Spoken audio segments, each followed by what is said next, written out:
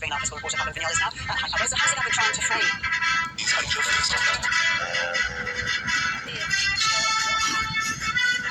Temperatures will be in the 40s on Friday with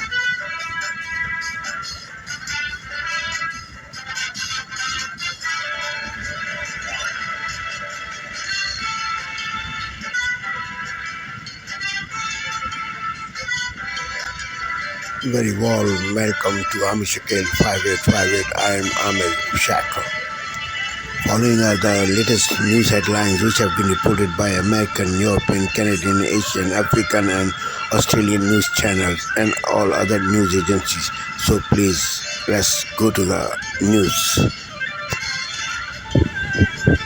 Tonight, the fallout from President Trump's exclusive sit-down on NBC. The aftermath after the president said on Meet the Press, "I don't know," when asked whether he had an obligation to uphold the Constitution when it comes to deporting citizens and non-citizens. Plus, the president's new tactic, he says, is aimed at getting undocumented migrants to self-deport.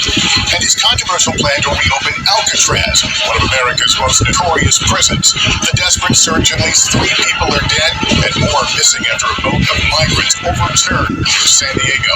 The controversial military strategy Israel is taking in Gaza. We're on the ground in the Middle East. Jury selection underway in the Sean Diddy Combs trial, what the music mogul told the judge about how he was feeling. And the list of celebrity names from Michael B. Jordan to Mike Myers, jurors were told could come up. Philadelphia police investigating the anti-Semitic sign in a night spot that has outraged the world of barstool sports. And as the conclave to choose a new pope nears, Francis's lasting impact on a pasta factory with an amazing story to tell.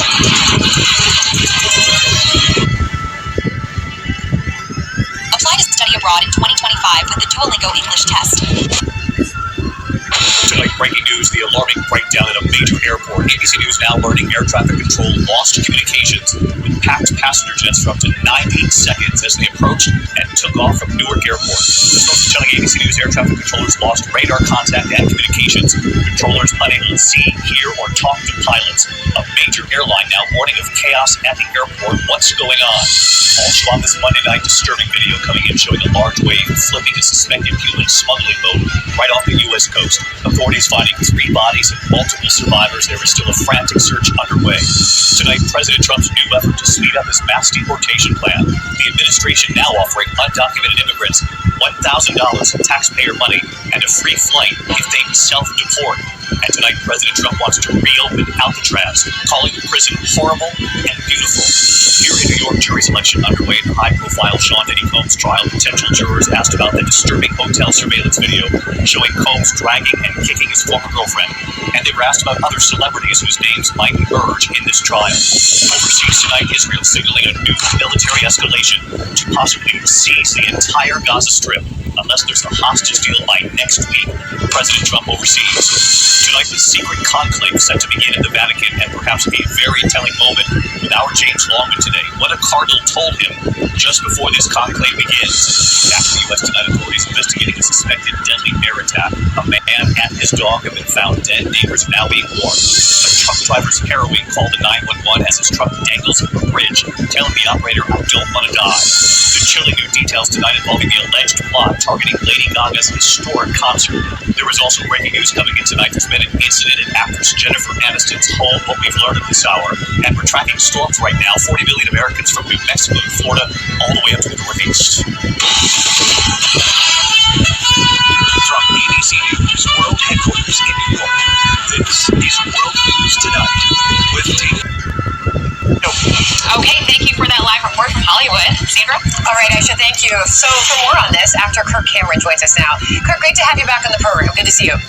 I mean, this absolutely struck me when we were digging into the background of just how far Hollywood has fallen and the production numbers have dropped. From January to March 2025, Hollywood film production fell significantly, with just 451 shoot days for features in the region, a roughly 30% drop compared to the first quarter of 2024. So does President Trump have a point here on enacting tariffs to, as he said, make Hollywood great again? Well, I sure see Hollywood become great again.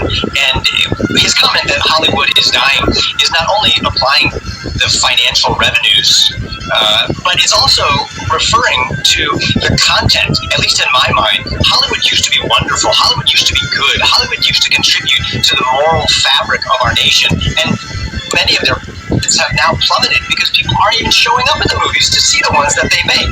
So I think the Trump thing's so far out of the box compared to so many of the rest of us. And making more movies here in America, I think, is a great idea. And if ever we were to make a move like this with artificial intelligence and computer-generated imagery, you really don't have to go anywhere to make movies that take place in Rome or Dubai or Germany or anywhere like that. We've made lots of films here and television shows. This could impact the whole Hollywood industry, and there are so many talented, creative people here who are going to have more and more jobs. And so I continue to think that this is a very exciting time to be an American and a very exciting time to work in Hollywood. So that's what Kirk Cameron thinks. I'll ask you what Hollywood thinks, what you're hearing on that. After I put this up on the screen, you've been watching us roll on video of these various movies: Avatar, Mission Impossible, James Bond, Avengers, Thunderbolts, Jurassic World Rebirth. You're talking about major films that are being made overseas, and yet you're hearing now the world come down on the possibility of enacting these tariffs. This is a UK movie producer quote in Deadline. It's insane, a veteran UK producer told them. So US companies can only make US films. James Cameron can't make Avatar overseas.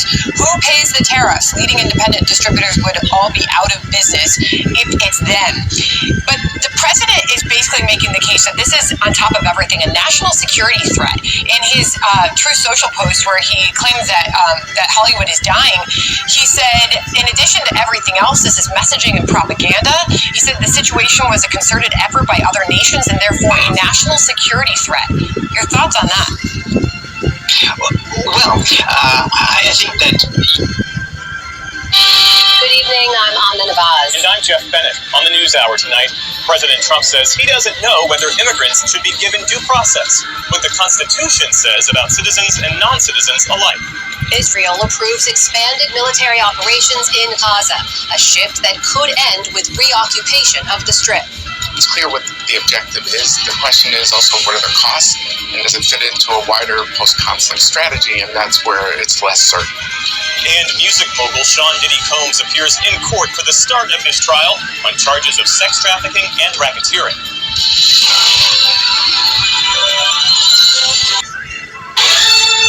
From CBS News headquarters in New York, this is the CBS Evening News.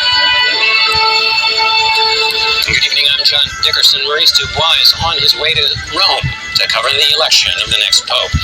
We begin in the Holy Land with Israel's aggressive new plan to remove Hamas terrorists from the Gaza Strip. Israeli cabinet ministers approved a plan to seize more of the 25-mile-long Palestinian territory and hold it indefinitely. Hundreds of thousands of Palestinians already suffering from a humanitarian crisis would be forced to move, Israel says, for their own safety. The stepped-up ground war seems to be getting a green light from the Trump administration. The Israelis say the plan will not be implemented until after President Trump visits the region next week, a small window of time Prime Minister Netanyahu hopes to use to gain a ceasefire and hostage release deal. We get details now from Weijia Zhang, who's at the White House. Good evening, Weijia. Good evening.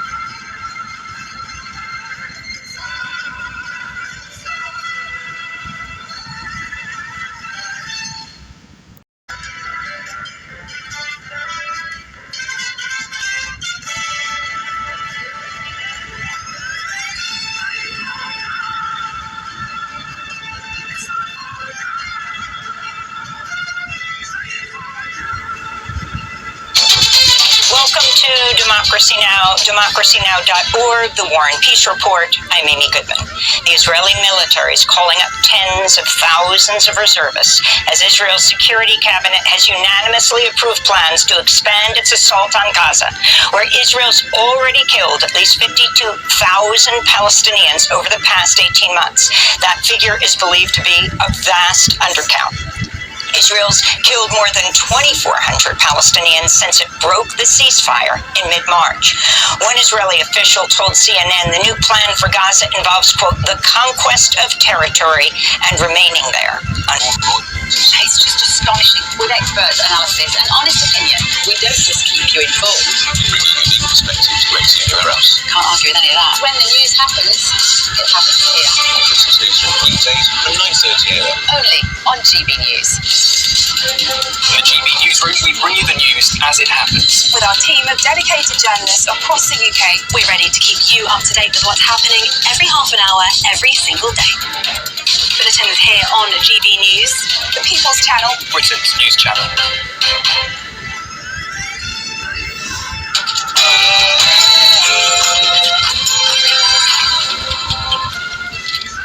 Good morning. Downing Street forced to think on its feet after those disastrous council elections. So as a result, the government could revamp its winter fuel allowance policy in a bid to win your vote back. Is the Prime Minister finally heeding his own warning? The Prime Minister was apparently drawing up plans to remove the winter fuel allowance from pensioners. So will he now rule out taking pensioners' winter fuel payments off them to help fund his £46 million black hole? And we have a GB News exclusive. The first national account detailing the true scale of the rape gang scandal has been released. But after the leader of the House of Commons was heard dismissing the issue, will Labour take action? When we saw the documentary on Channel 4 about rape gangs, want to blow that little trumpet now, do we? Yeah, okay. there was a real issue. Let's get that dog whistle out, shall we? And the nation united for VE Day commemorations.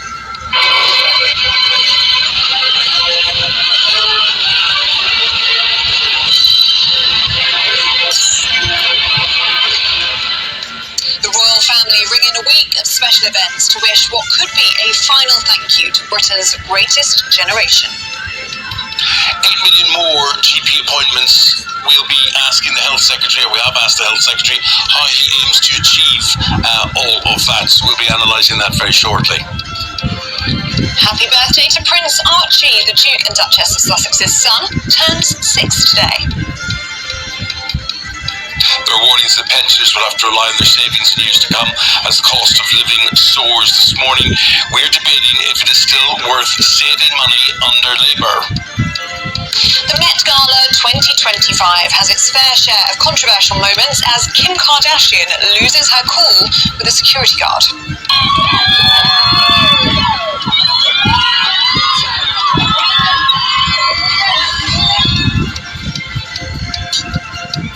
She looks fabulous.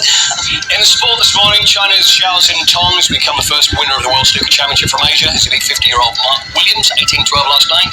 As expected, Trent Alexander-Arnold has announced that he's leaving Liverpool at the end of the season, and Nottingham Forest having a little bit of a wobble in a quest for a Champions League place. Good morning. We've got another dry day of weather in store for all of us, but is there any rain in the next few days? Find out in your full GB News weather forecast coming up.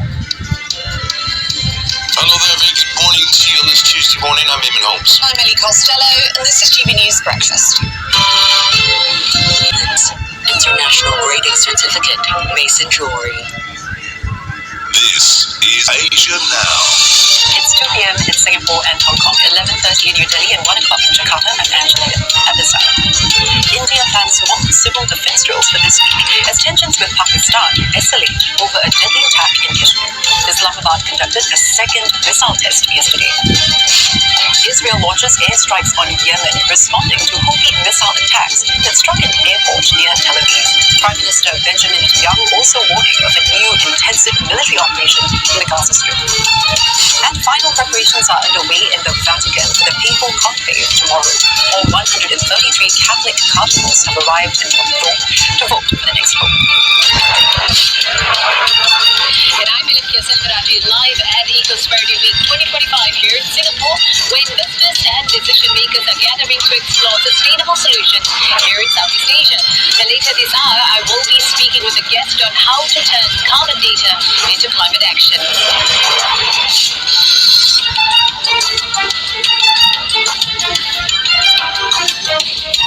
Breakfast on France 24. Thanks for joining us. Peace again. Take care. Liberté. Réalité, actualité. Hello and a very warm welcome if you're just joining us. You're watching Daybreak and these are the headlines. Israel now stating it clearly it wants to conquer Gaza and move Palestinians and establish a sustained presence in the Strip. It continues to pummel the region, saying that any aid distribution it does allow in will now be overseen by its military. Hamas, which now says there's no point to truce talks anymore, is calling on the international community to step in to end the hunger war on Gaza. Multiple explosions and fires on Sudan's Red Sea coast this Tuesday, the civil war coming to the doors of the city where the government is currently based for a third executive day. Germany's new Chancellor and his coalition government to be sworn in, Friedrich Merz, says reviving Europe's largest economy and ensuring solid defence structures would be top of his priorities.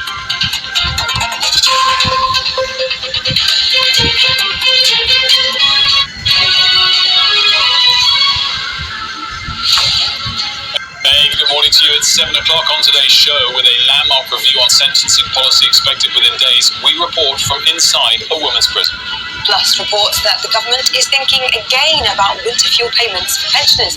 We'll ask the Health Secretary in the next few minutes. And if you've been watching The Last of Us, we'll speak to a scientist about his real-life fears about fungus. It's Tuesday, the 6th of May. Your headlines: jailed for stealing chocolate. Sky News speaks to women behind bars about whether prison really is the right place for them. You know, I do have a son, he's 13, so I haven't seen him for like many years now. 2 motorbike racers are killed during a British supersport race in Cheshire.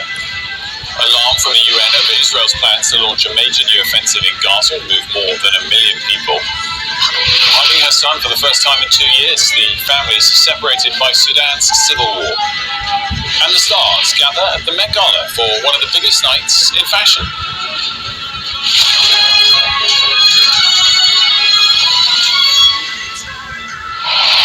Good morning to you. We've got a big show ahead up. First is a review from a women's prison, a special report. But Mari's here, as you can see. Just wanted to tease ahead the big political stories. I guess not just of the day, it's the reaction to the story of last week. It could...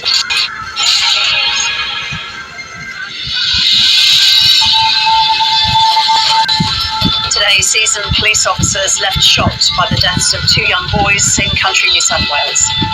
The death of 1 child's bad enough. The death of 2 is just incomprehensible.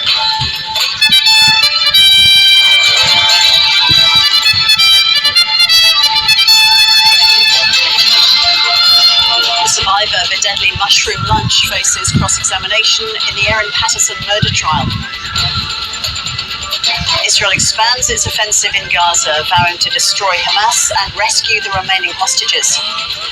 And 16 electorates still in doubt, with the future of Greens leader Adam Bant uncertain.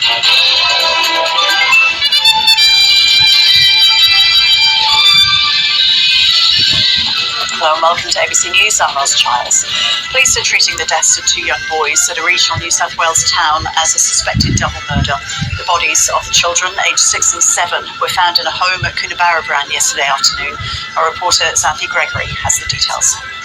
We've just heard from police who say that a 66-year-old grandmother is likely to face serious charges after 2 boys, aged 6 and 7, were found dead in a home in a rural property in Coonabarabran in western New South Wales. So I'm just in town at the moment, and it's about 10 kilometres northeast of where I'm standing. Police received a Concerns for Welfare.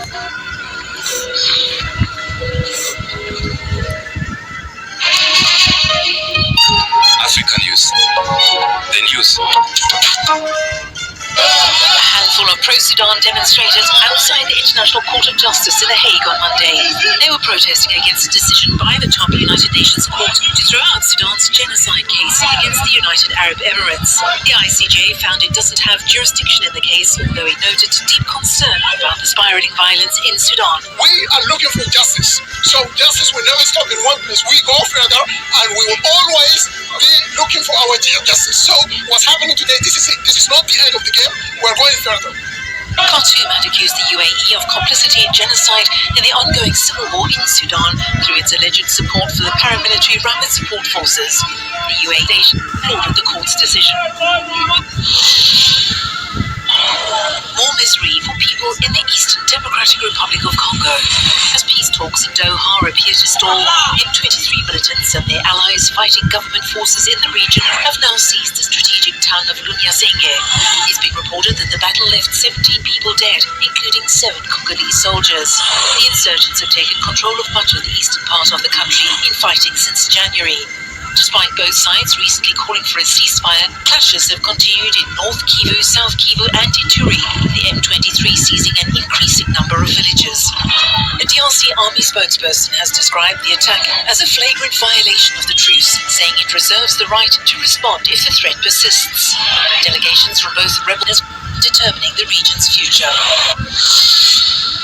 Rwanda announced on Sunday that it is holding talks with the Trump administration on a possible deal to receive immigrants deported from the United States. Rwandan Foreign Minister Olivier Nduhungirehe told the state broadcaster that discussions were in the early stages. The announcement came after multiple news reports that the US is looking for international partners to deport people. American President Donald Trump has vowed to carry out the largest deportation operation in US history. His administration is targeting alleged gang members, but also student activists and legal immigrants. CNN reported that the US is considering sending migrants with criminal records to Rwanda and Libya. In recent years, Rwanda has tried to position itself as a destination for Western countries to deport unwanted migrants. In 2022, Kigali signed an agreement with the United Kingdom to take in thousands of asylum seekers. The deal fell through after British and European courts stopped scheduled flights on human rights grounds. Activists in Morocco resumed their protest, demanding that the North African countries sever its ties with Israel. They are now urging Moroccan port officials to try to block ships carrying military cargo to Israel. Tens of thousands have taken to the streets of Morocco since the war began. While largely made up of family, students, Islamists, leftists and union members, the protests have also drawn more radical voices. Some have banned Israeli flags or chanted against royal advisor Andre Azoulay, a Jewish Moroccan. More than a year of protests over Morocco's decision to normalize ties with Israel has emboldened activists in widening a gap between the decisions of the government and the sentiments of the governed. In recent weeks, protesters have set their sights on a new target, the country's strategic ports and the companies using them to move military cargo. US Monastir clinched the Sahara Conference title of the 2025 Basketball African League at the Dakar Arena in Senegal. The Tunisian team finished with 4 wins and 2 losses. But the surprise story of the tournament is Creole Star, who closed out their run by defeating the reigning champions Petro Luanda. This third win secured a playoff spot for the team from Cape Verde. I feel great. I feel great. I feel very great. Like, I didn't believe I would, get my team to win this game today. But, I just played my heart out. It was great. Like, the fans, the people from Cape Verde, people watching at home. I love you all, man. Thank you for supporting us. The joy for Creole Star contrasts with the frustration of host club ASC Ville de Dakar. The Senegalese side missed out on the playoffs after a final loss to US Monastir, their 4th defeat of the tournament. It's a major disappointment for head coach. Quand je parle de déception, c'est un peu par rapport à l'équipe. Talk about disappointment, it's about how we started the tournament. Beating teams like Monastir and Petro in the first leg made us believe we were on track for a great run, but unfortunately we were caught both in results and in our play. Mais malheureusement, on s'est fait rattraper, sur le résultat et le jeu aussi. US Monastir, Petro Luanda and Creole Star now advanced to the playoffs, joining Al Ittihad of Alexandria and Nigeria's Rivers Hoopers. The final 3 teams will qualify after the Nile Conference scheduled from May 17th to 25th in Kigali.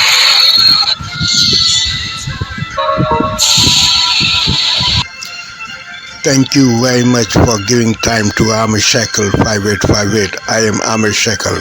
Have a good life. Bye-bye.